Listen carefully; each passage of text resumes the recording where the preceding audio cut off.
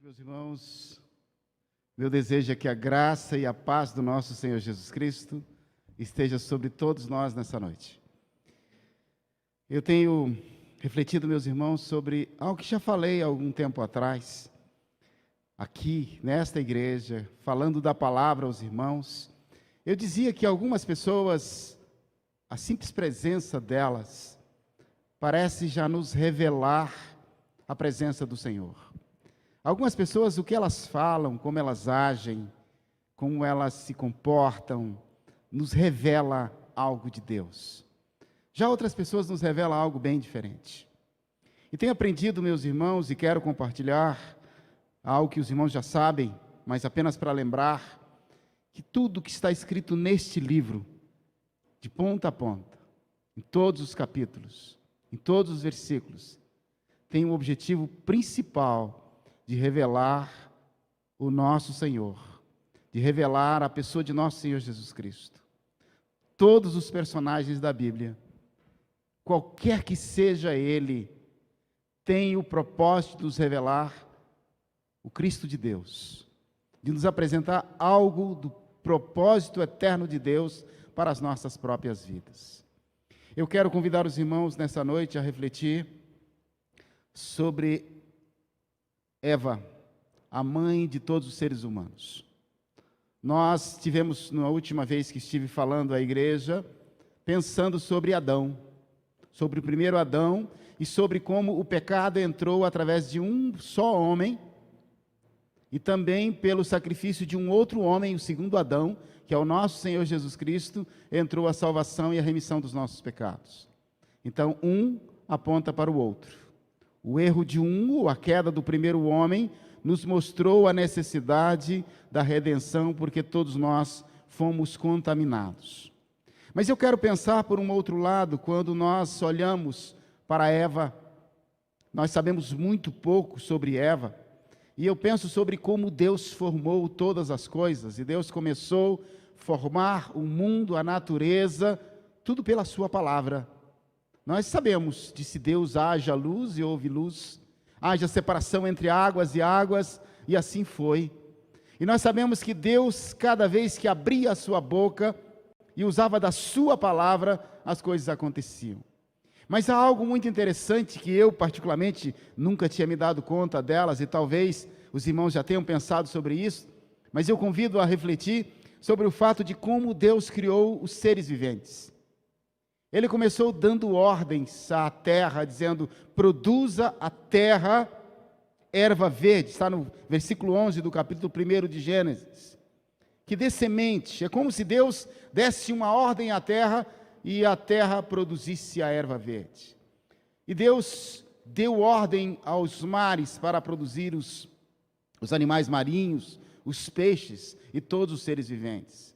E Deus deu ordem à terra como um planeta, como todo o universo, para produzir a vida, os pássaros e tudo mais. Mas no momento em que Deus foi criar o homem, ele fez completamente diferente. Ele disse assim, e disse Deus, façamos o homem, no versículo 26 do capítulo 1, a nossa imagem, conforme a nossa semelhança. A terra produziu a erva. Se nós tiramos uma planta da terra, ela morre. Se nós tiramos um peixe ou um animal marinho do mar, ele morre. Se tiramos um animal qualquer da atmosfera, ele vai morrer. Mas se nós separamos o homem daquele que é a sua essência, o próprio Deus, ele certamente vai morrer. Porque nós estamos intimamente ligados à nossa natureza, que fomos criados para refletirmos a imagem de Deus. E é interessante que quando Deus disse, no versículo 27, e criou Deus, o homem, à sua imagem, a imagem de Deus o criou. E eu vou citar um detalhe aqui do final desse versículo, que parece apenas um detalhe, mas que hoje faz todo sentido quando diz, macho e fêmea os criou.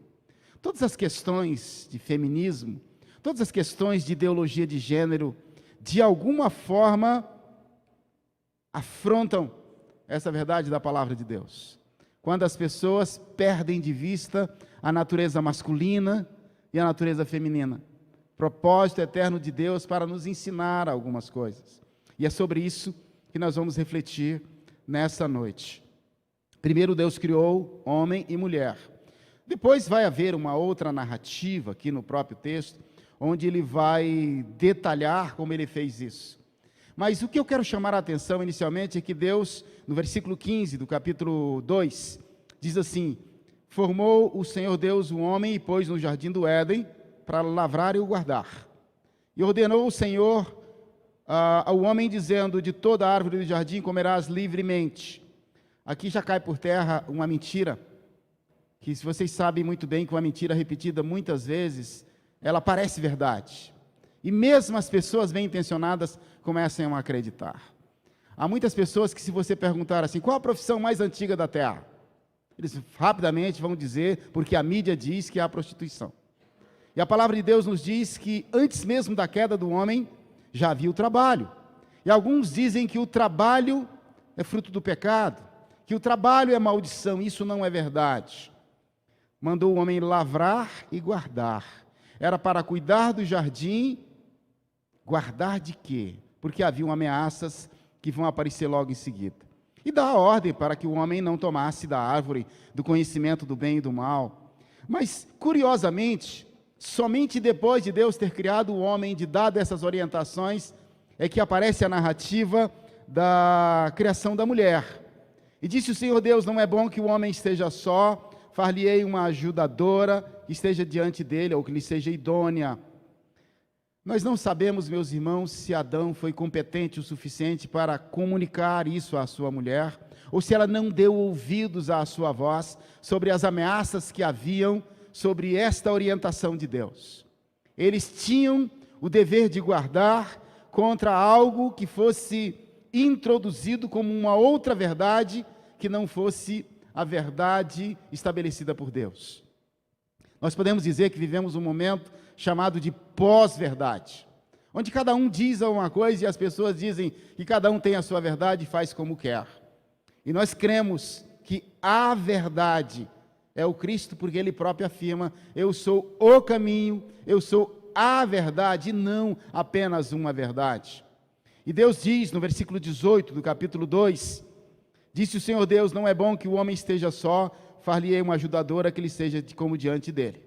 No versículo 23 ele diz assim: e disse Adão a Eva: essa agora é osso dos meus ossos, é carne da minha carne, e será chamada varoa. Eu acho horrível essa tradução, varoa, porque na verdade a mulher é colocada aqui como a parte do homem, como a mãe de todos os viventes. Ela ainda não é apresentada com esse nome Eva, mas ela é apresentada como a fêmea.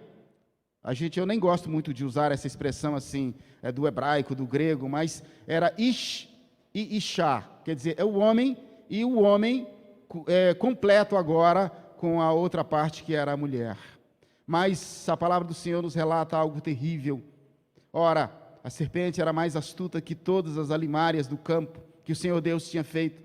E essa disse à mulher: é assim que Deus disse: não comereis de toda a árvore do jardim. Interessante, irmãos, que nós não sabemos onde Adão estava, o que ele estava fazendo, quanto ele tinha orientado a mulher, mas ela dá ouvidos a uma outra voz. Todas as vezes que nós dermos ouvidos a uma outra verdade, que não a verdade dita pela boca de Deus, hoje o que é dito pela boca de Deus está escrito ou registrado nesse livro, e pode estar estampado na nossa vida. Nós podemos nos distanciar daquilo que Deus propôs eternamente para as nossas vidas. A mulher foi seduzida, porque disse a mulher à serpente: do fruto do jardim comeremos, mas do fruto que está no centro, no meio, não comereis dele, nem tocareis, para que não morrais. Então a serpente disse à mulher. E aí o texto vai falando uma série de coisas, e diz no versículo 6, e vendo a mulher que aquela árvore era boa para se comer, agradável aos olhos, e árvore desejável para dar entendimento, tomou do seu fruto e comeu, e deu também ao seu marido, e ele comeu com ela. Toda a ordem estabelecida por Deus foi invertida. Eu sei que algumas pessoas, mesmo dentro da igreja, se reviram quando fala em submissão, quando fala que o homem foi criado primeiro, quando se fala em liderança. Mas Deus, com alguns objetivos, estabeleceu princípios de proteção da mulher, estabeleceu tarefas muito específicas, simbólicas da mulher, também diante do seu eterno propósito de formar a igreja. Porque nada, nem mesmo lá no Gênesis, foi feito por acaso. O pecado, nem mesmo o sacrifício de Jesus Cristo, fugiu ao controle de Deus. Deus olhou para todas essas coisas e foi intervindo de acordo com o seu eterno propósito. Diante da queda, quando a mulher e o seu marido duvidam da bondade de Deus, tomam do fruto. E eu gosto de olhar para esse texto e prefiro olhar para ele, embora se diga a serpente. É importante nós olharmos e percebermos que era o diabo, o adversário, Satanás, o inimigo das nossas almas, que entra em cena e seduz aquele homem e aquela mulher para duvidarem da bondade de Deus, para se rebelarem contra Deus e fazerem aquilo que era contra o eterno propósito de Deus. Todas as vezes que nós damos ouvidos a estas vozes, quer sejam pela mídia, pelos nossos amigos, ou por qualquer outro meio, nós estamos cegando o entendimento, porque a palavra do Senhor vai nos alertar para isto, como consequência desse controle que tinha sido dado ao homem, um controle da natureza, de dominar os céus, a terra, os peixes do mar, porque Deus deu ao homem, e o homem, no momento em que duvida da bondade de Deus, com a sua mulher, rebela-se contra Deus, ele perde esse controle. E nós percebemos que quando este homem é confrontado, ele coloca a culpa na mulher. Mais do que isso, ele insinua que a culpa era do próprio Deus. Quando Deus chama Adão e diz: Adão, que é isso que você fez? Ele diz: a mulher que o Senhor me deu. Em última análise, a culpa é de Deus. E Deus se vira para a mulher e diz: mulher, que é isso que você fez? A serpente me enganou e eu comi. E Deus não dá muito papo para a serpente, como algumas igrejas fazem por aí, até de ficar entrevistando demônios. Simplesmente profere uma maldição sobre a serpente, que já estava, na verdade, caída, que esses fatos acontecem antes desse relato. E nós percebemos, irmãos, que naquele momento, Deus faz ali uma profecia sobre o que haveria de acontecer no futuro e como ele teria a condição de resgatar o homem dessa perdição. Quando Jesus nasce, algumas pessoas pensam que esses fatos aconteceram por uma decisão tardia. Aqui ainda no Gênesis, Deus, além de fazer aquele gesto de cobrir com as peles de animais, com derramamento de sangue, ele profere uma maldição falando da inimizade entre a mulher e a serpente, entre a descendência da serpente e o descendente da mulher. Quando se fala do descendente da mulher, já estava se falando do Cristo. Da semente da mulher haverá de nascer aquele, ou de vir aquele, que esmagará a cabeça da serpente. Muito antes do Novo Testamento, muito antes da compreensão da vinda do Cristo, o próprio Deus já estabelece o plano eterno, porque Jesus já estava lá na criação. Façamos o homem, é Pai, é Filho, é Espírito Santo. E quando ele diz que da semente da mulher é o anúncio milagroso do nascimento virginal, porque nós sabemos que uma criança nasce como resultado da semente do homem. A semente do homem que se une ao óvulo da mulher dá origem a uma criança. Mas haveria um momento que da semente da mulher haveria de nascer aquele que esmagaria a cabeça da serpente. E Eva entendeu que dela, que transitou nela uma maldição. Ela entendeu que através dela, por ter dado ouvidos à voz do maligno, entrou o pecado no mundo, seu marido silenciou-se. E ainda hoje muitos homens não falam, se silenciam. Até um livro interessante chamado O Silêncio de Adão, por causa da omissão de muitos homens, quase que como resultado dessa maldição.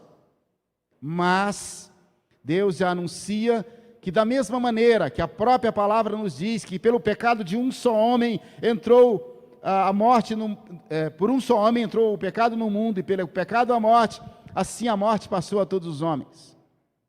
E também falou do sacrifício de um só, que é o Cristo. Mas também ele já acena que através de uma mulher, da ação de uma mulher que deu ouvidos a uma outra voz, que não a voz de Deus, a voz da antiga serpente, do dragão, do Satanás, do inimigo das nossas almas, era através dela também que haveria de vir a redenção. Não houve a participação de um homem.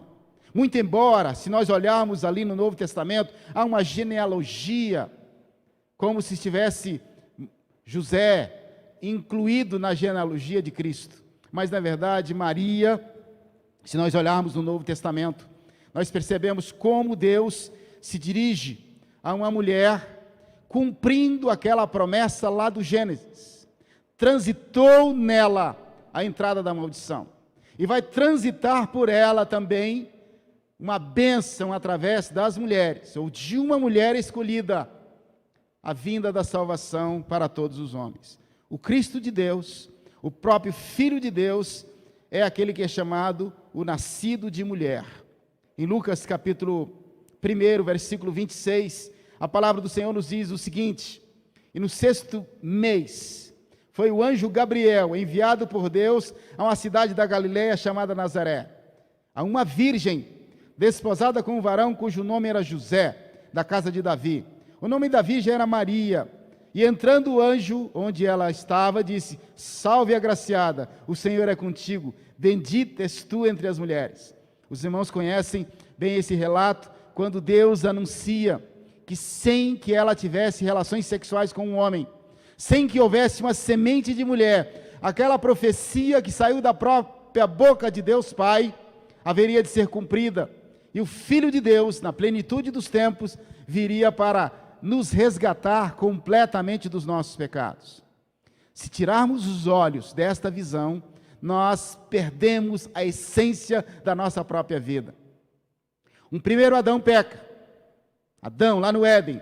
Um segundo Adão, que é o Cristo, se entrega para a remissão dos nossos pecados. Uma primeira Eva, lá no Éden, introduz o pecado quando dá ouvidos e toma do fruto. Mas uma segunda Eva, Maria, é usada por Deus para trazer o fruto do seu ventre para a remissão dos nossos pecados. É Deus, de uma forma assombrosamente maravilhosa, nos resgatando da perdição eterna. No versículo 33 diz assim,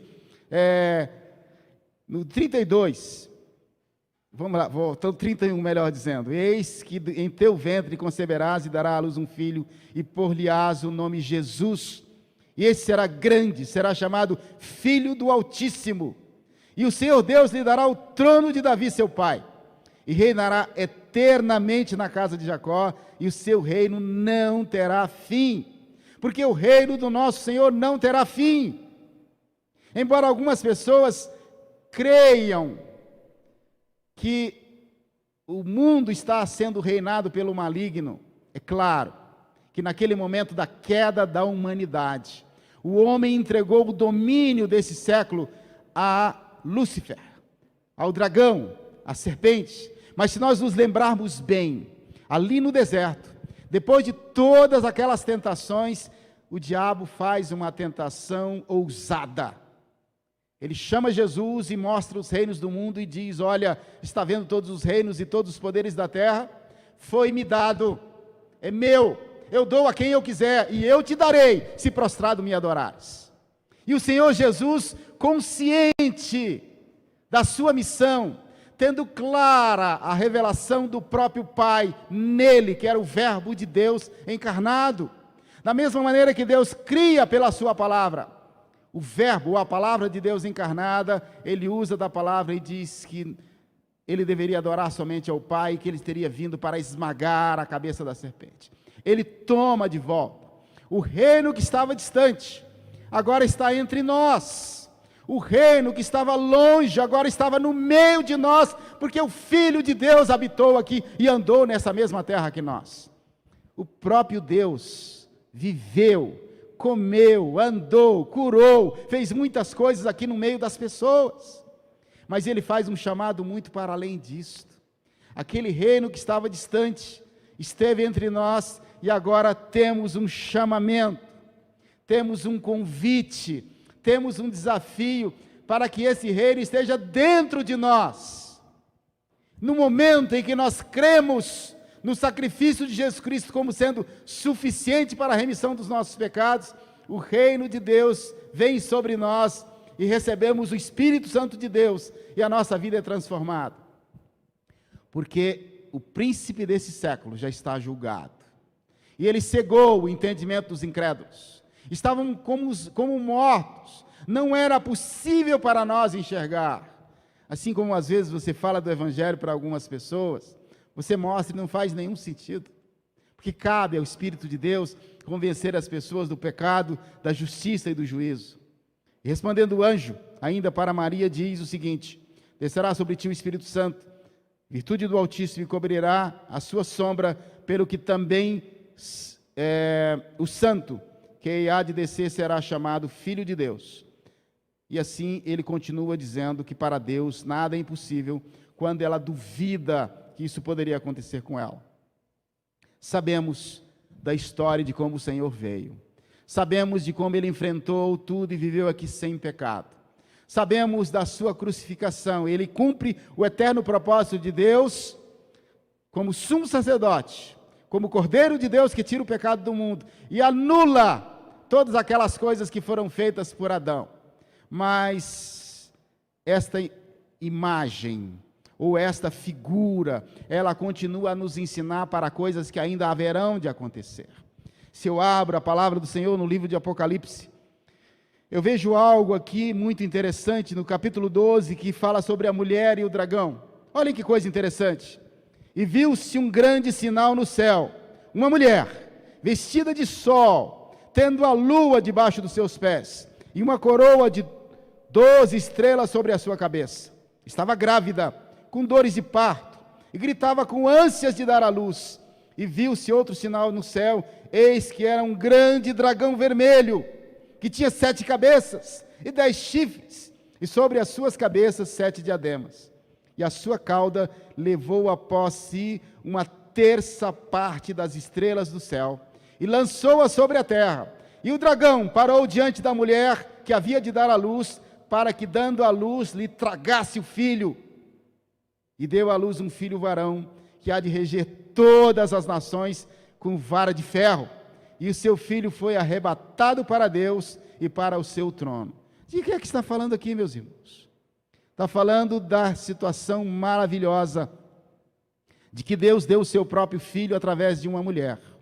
Está falando de um dragão, a antiga serpente, nós vamos ver no texto logo a seguir, que se refere a Satanás, quando o texto fala aqui que com a sua cauda lançou sobre a terra 1/3 parte das estrelas do céu, está se referindo aos anjos caídos, porque antes mesmo da queda do homem, houve a queda de Lúcifer, que era um anjo amado de Deus, um anjo de luz, um anjo poderoso, que seduziu outros anjos, 1/3 parte dos anjos do céu, que foram lançados sobre a terra, anjos caídos, demônios, que não estão presos, que não estão no inferno, que estão vivos, ativos e soltos sobre o planeta Terra. Agora, quando nós olhamos que a missão desses anjos caídos era destruir o filho da mulher, mas nós percebemos que essa mulher também pode ser entendida não só como Maria, mãe do Senhor Jesus, mas como a própria igreja, porque a igreja é representada pela mulher e o Cristo representado pelo homem. Nós percebemos no livro de Efésios, quando fala: vós maridos, amai vossas mulheres, como Cristo amou a igreja e a si mesmo se entregou por ela. Vós mulheres, submetei-vos a vossos maridos. São princípios eternos. Lá mesmo no Éden, quando Deus fala do homem e da criação, ele fala assim: portanto, deixará o homem seu pai e sua mãe, se unirá à sua mulher, como nem havia pai e mãe, em Gênesis 2:24. Em Efésios vai falar outra vez sobre isso, começa a falar dessa verdadeira batalha espiritual, e menciona a importância da família, menciona a importância da compreensão dos papéis de homem e mulher, como macho e fêmea. E a mulher fugiu para o deserto, de onde já tinha lugar preparado por Deus, para que ele fosse alimentado durante 1260 dias. E houve grande batalha no céu. Miguel e os seus anjos batalharam contra o dragão. E a batalha, o dragão e os seus anjos, mas prevaleceram, e não mais o seu lugar se achou nos céus. Miguel, anjo de Deus. Gabriel anuncia a vinda do Senhor Jesus. Miguel, o anjo de Deus, comanda uma batalha nos céus sobre essa questão da luta para destruir o nosso Senhor Jesus. Mas não se há lugar mais para eles nos céus. E aí diz no versículo 9: e foi precipitado o grande dragão, a antiga serpente, chamada Diabo. Percebem que nenhuma das palavras que eu usei no início dessa reflexão são frutos da minha cabeça. Está aqui, na palavra do Senhor. Não, nenhum texto, nenhuma palavra, nenhuma expressão, é apenas força de expressão. É, na verdade, palavra de Deus, inspirada pelo Espírito do Senhor, e aqui registrada. Vou repetir. E foi precipitado o grande dragão, a antiga serpente, chamada o Diabo e Satanás, que engana todo mundo. E ele foi precipitado na terra, e os seus anjos foram lançados com ele. Se você ler o capítulo 12, aqui de Apocalipse, você vai ver essa história. No versículo 15 vai nos dizer o seguinte: e a serpente lançou da sua boca atrás da mulher água como um rio, para que pela corrente a fizesse arrebatar.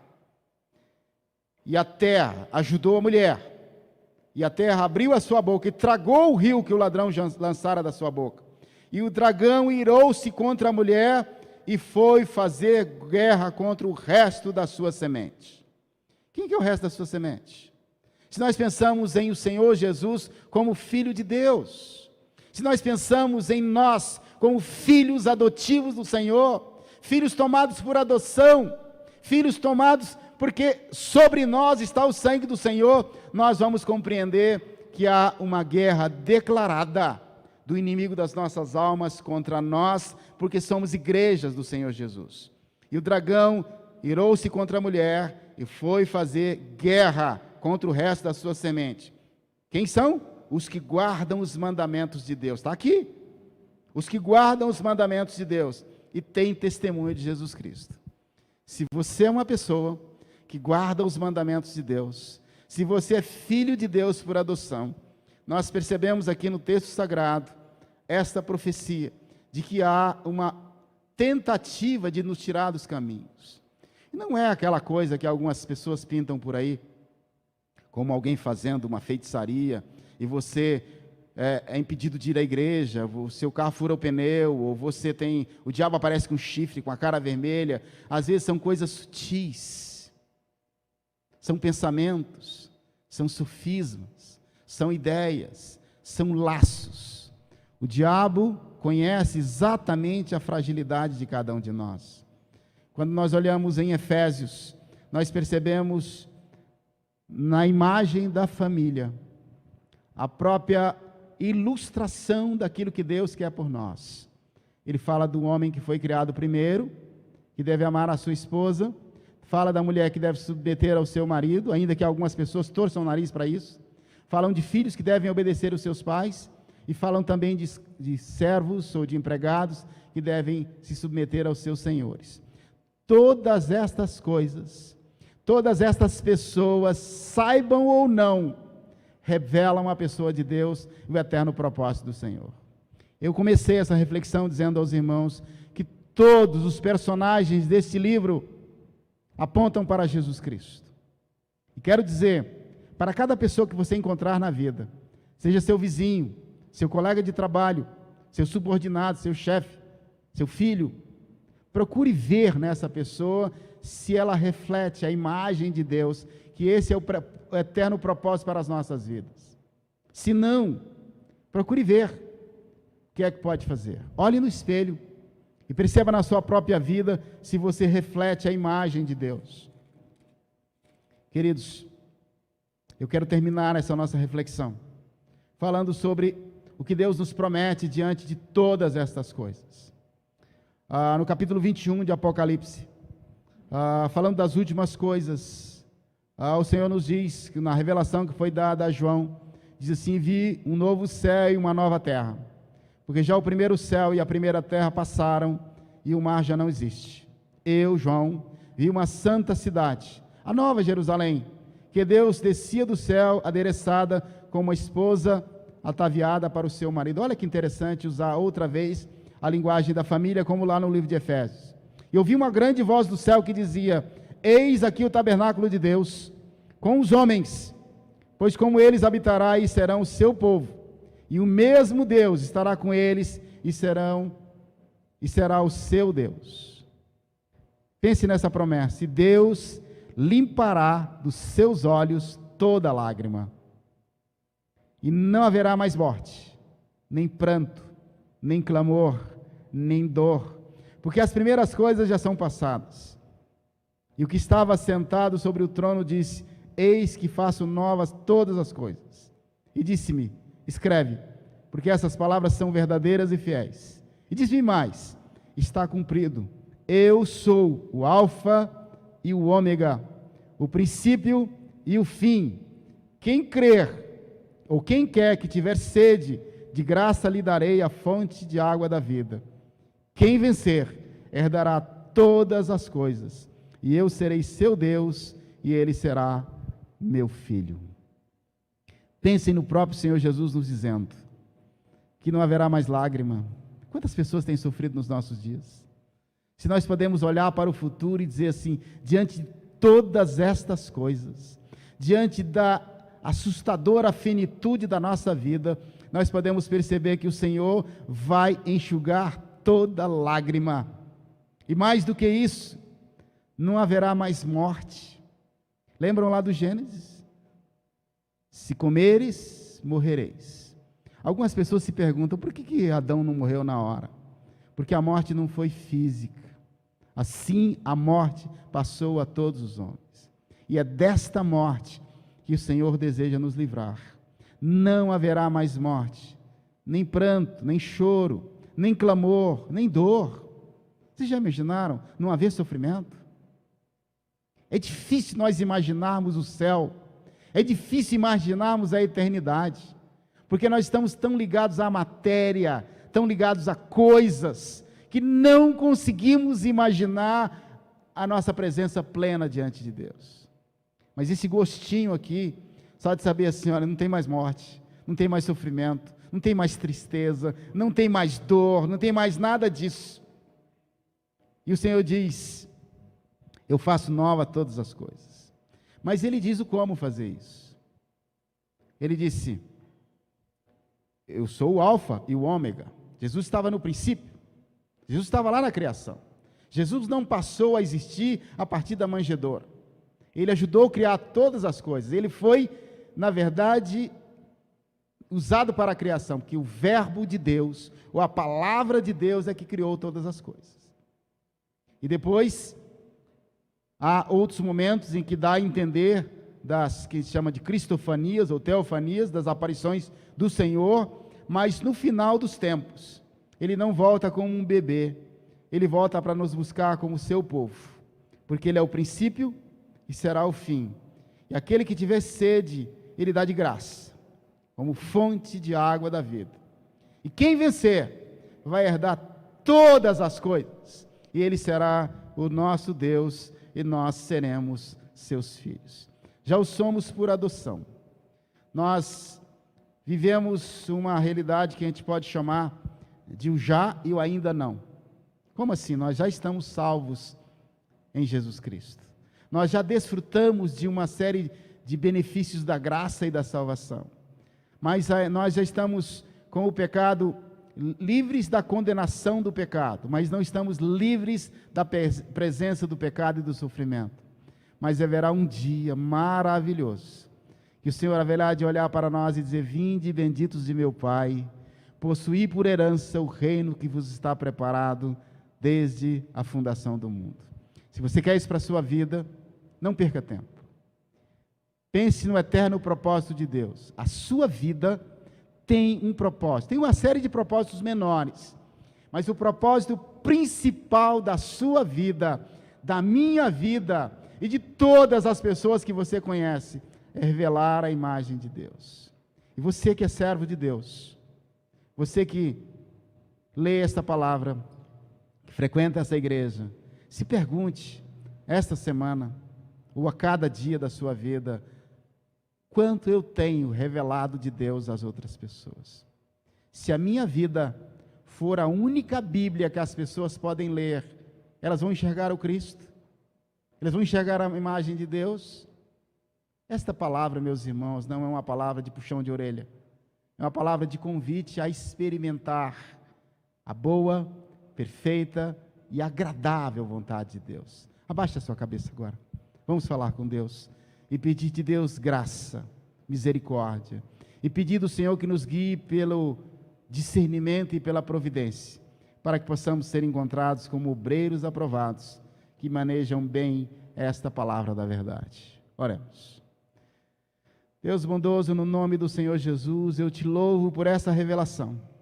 É muito bom abrir a tua palavra e ver tanta coisa maravilhosa, tanta luz que o teu Espírito Santo traz sobre a nossa mente, para nós compreendermos que nada aconteceu por acaso, que nada acontece por acaso, que o Senhor nunca perdeu e nunca perderá o controle de nada, mas que mesmo com os nossos delitos, os nossos pecados, a nossa teimosia, o Senhor nos ama de forma incondicional, e o Senhor nos guia pelo teu Santo Espírito, na direção da tua vontade, até o dia em que o Senhor haverá de nos buscar. Obrigado, Senhor, por todas essas coisas. Obrigado pela salvação do nosso Senhor Jesus Cristo. Obrigado pela vida da Eva, que embora tenha pecado, mas ela é mãe dos viventes. Pela vida de Maria, que foi mãe do nosso Senhor Jesus Cristo. E através dela, o Senhor mesmo trouxe a salvação do seu Filho Jesus Cristo. Obrigado, Senhor, no nome do Senhor Jesus. Amém. Que Deus nos abençoe, irmãos. Uma boa semana a todos.